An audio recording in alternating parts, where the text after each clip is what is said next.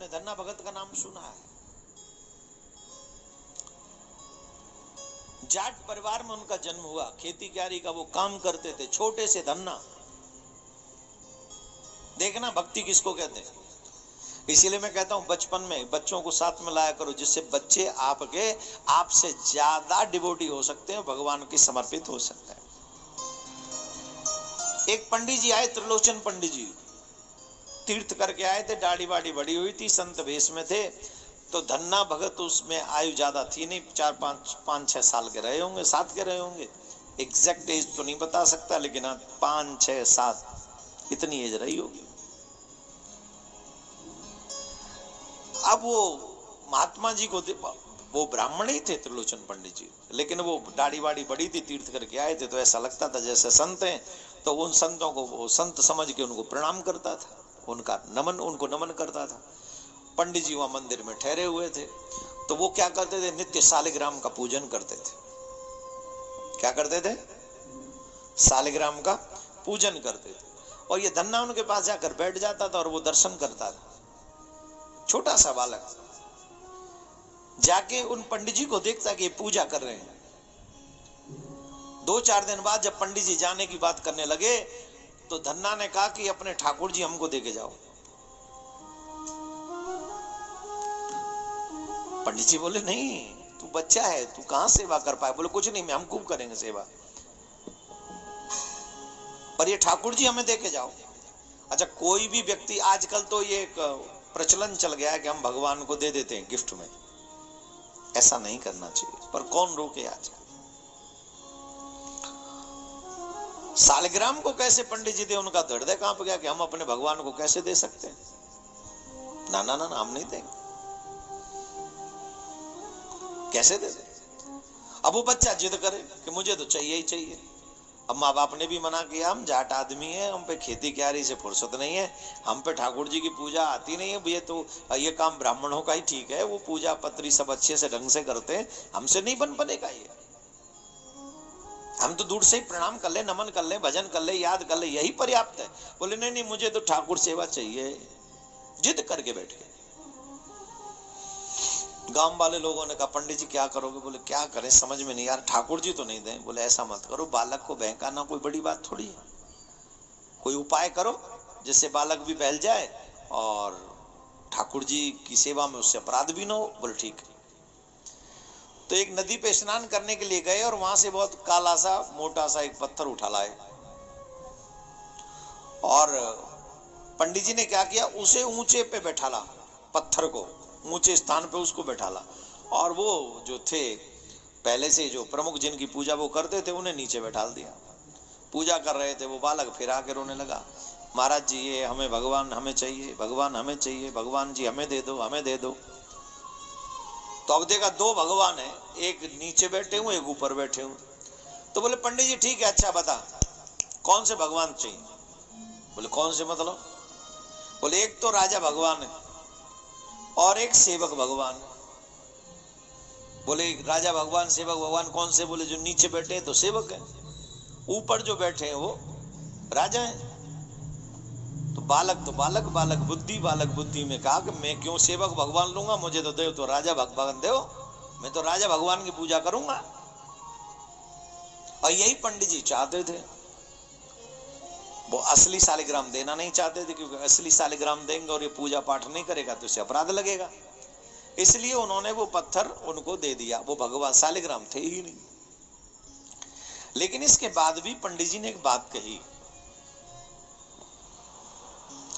पंडित जी ने कहा तुम देखो एक काम करो, ज्यादा कुछ न कर सको तो जल से स्नान करा देना, आरती कर देना, और जब तक इनको भोजन न कराओ तब तक तुम भोजन मत करना। जब तक इनको भोजन न कराओ तब तक भोजन मत करना। और ये बात बच्चे के मन में घर कर गई, बच्चे ने एक्सेप्ट कर लिया, ऐसा ही करूंगा। माता जी को नहीं बताया, पिताजी को नहीं बताया, वो लड्डू को सालिग्राम का जो समझ रहा था, उस पत्थर को अपने साथ में रखा और खूब पूजा पाठ के लिए सोचता, रोज सुबह शाम आरती करता। एक दिन वो गया, मतलब उसी दिन उससे अगले दिन गाय चराने के लिए गया, गाय चराने जा रहा है तो माँ ने 4 रोटी रख दी, टेंटी का अचार रख दिया और इत्यादि जो व्यवस्था होगी, बाजरे की रोटी रख दी। अब पंडित जी कह के गए हैं जब तक भगवान को न खिला लो तब तक मत खाना। अब उस बच्चे को ये लगा कि जैसे हम खाते हैं वैसे भगवान खाते होंगे। 6-7 साल के तो हैं, जैसे हम खाते वैसे भगवान खाते होंगे। रोटी निकाली 4 और टेंटी का अचार रख दिया। बोले आओ भगवान पाओ।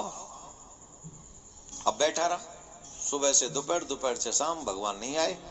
उन्होंने कहा जब तक भगवान न खावे तब तक तुम मत पाना। बोले ठीक है। वो भूखा रहा, उस दिन व्रत हो गया उसका। दूसरे दिन फिर जाके बैठ गया, वो पाओ। दूसरे दिन फिर नहीं आए, फिर भी भूखा रह गया, उस दिन भी व्रत हो गया। तीसरे दिन भी व्रत हुआ। चौथे दिन उस बालक ने कहा, माना कि तुम राजा हो, तुम्हारे पास और भी व्यवस्था होंगी, कहीं भी आप खा सकते होगे, खिलाने वाले आपको तो कोई कमी नहीं है, आपको तो तमाम खिला देते होंगे, और तुम भगवान हो, सच्ची सच्ची बताओ तुम्हें मेरे ऊपर दया नहीं आ रही? कैसे भगवान हो, तुम्हें मेरे ऊपर तरस नहीं आ रहा? मैं 3 दिन, आज चौथा दिन है, भूखा हूं, कैसे भगवान हो तुम? अरे तुम राजा हो, तुम्हें खिलाने वालों की कमी नहीं है, पर मेरे ऊपर तो दया करो, कम से कम मेरे लिए खा लो। 3 दिन से मैंने कुछ नहीं खाया, जल की एक बूंद नहीं पी मैंने, सिर्फ आप भोजन करो, क्योंकि गुरुजी कह गए, पंडित जी कह गए, जब तक आपको न खिलाऊं तब तक नहीं खा लो। बालक ने इतने प्रेम से, उस धन्ना भगत ने कहा, उस बचपन में इतने प्रेम से कहा कि भगवान से नहीं रहा गया, और भगवान तुरंत प्रकट हो गए ग्वारिया के वेश में। और ग्वारिया के वेश में प्रकट होकर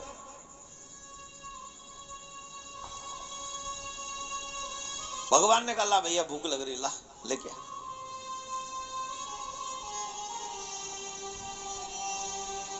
बोले का लाऊं? बोले कछु पात्र वात्र लाए? बोले कछु ना है। बोले चल ला। वही खिसका लिए, 2 रोटी पाले, तीसरी रोटी उठावे लगे। बालक ने कही रोटी कितनी है टोटल? बोले 4। ने कहा तो दया करो, ने कहा तो तरस खाओ। अरे आप तो राजा हो, तुम्हें तो पता नहीं किस किसी ने खिलाया होगा, हमें किसी ने नहीं खिलाया, 4 दिन से प्रतीक्षा कर रहे हैं। 2 अपने बट की खा लो और 2 आप हमारे बट की छोड़ दो, 2 हम खाएंगे, 2 तुम खाओ।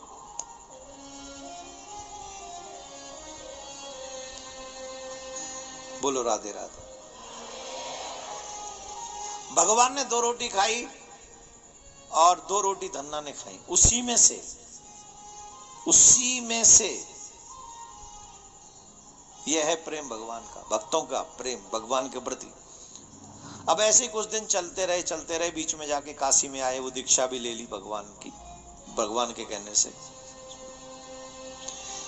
एक दिन वही त्रिलोचन पंडित जी आए,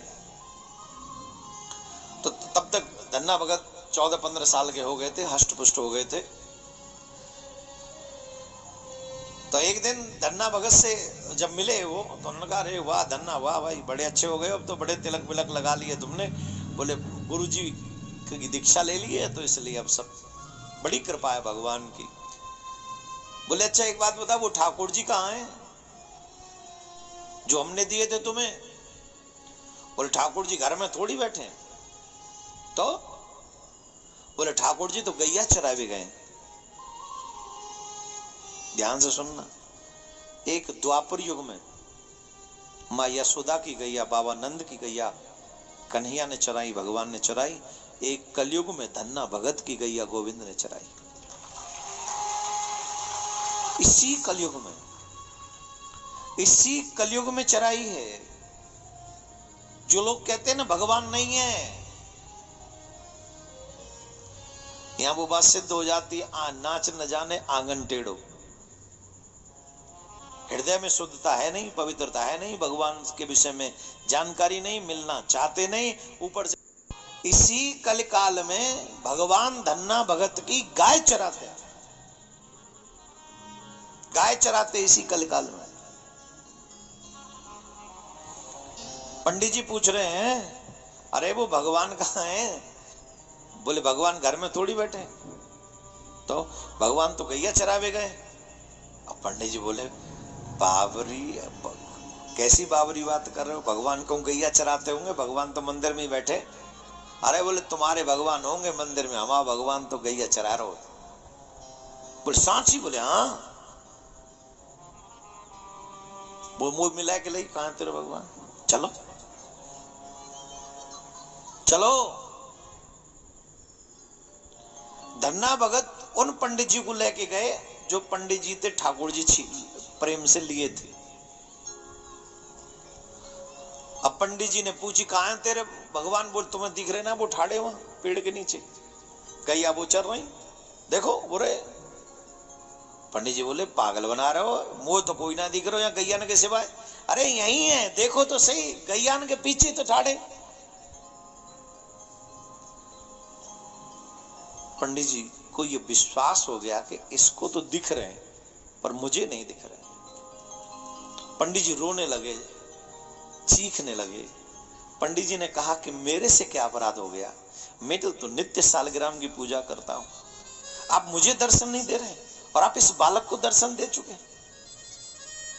अगर आपने मुझे दर्शन नहीं दिया तो मैं आत्मदाह कर लूंगा। आकाशवाणी हुई, पंडित जी इस बच्चे की तरह तुम्हारा मन निर्मल नहीं है, तुम्हारा मन सरल नहीं है।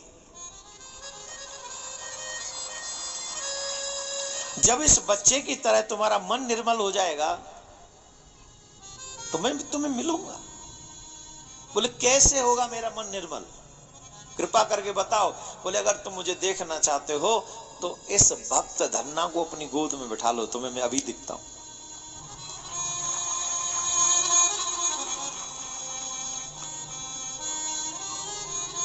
धन्ना भगत को पंडित जी ने गोद में बैठाला। साक्षात ठाकुर जी गैया चराते हुए लकुट लेकर, काली कमलिया ओढ़कर, बंसी हाथ में लेकर, वही ग्वारिया के वेश में पंडित जी को भगवान दर्शन दे रहे, कन्हैया दर्शन दे रहे। अब लोग कहते हैं पंडित जी, अब दर्शन पंडित जी को नहीं हो रहे, धन्ना जाट को दर्शन हो रहे। और धन्ना जाट को गोद में बैठाला तो पंडित जी को भी दर्शन हो गए। रीजन, भगवान कहते हैं मैं ज्ञान से प्राप्त नहीं होता, मैं त्याग से भी प्राप्त नहीं होता।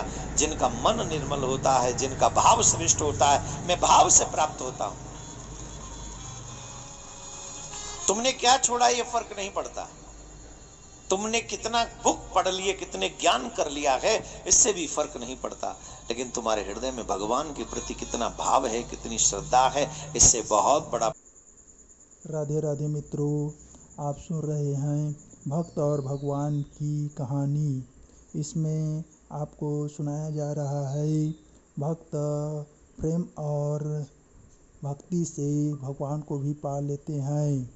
श्री देवकीनंदन ठाकुर जी की भक्तिमय कहानी सुनकर उत्प्रोत हो जाएंगे।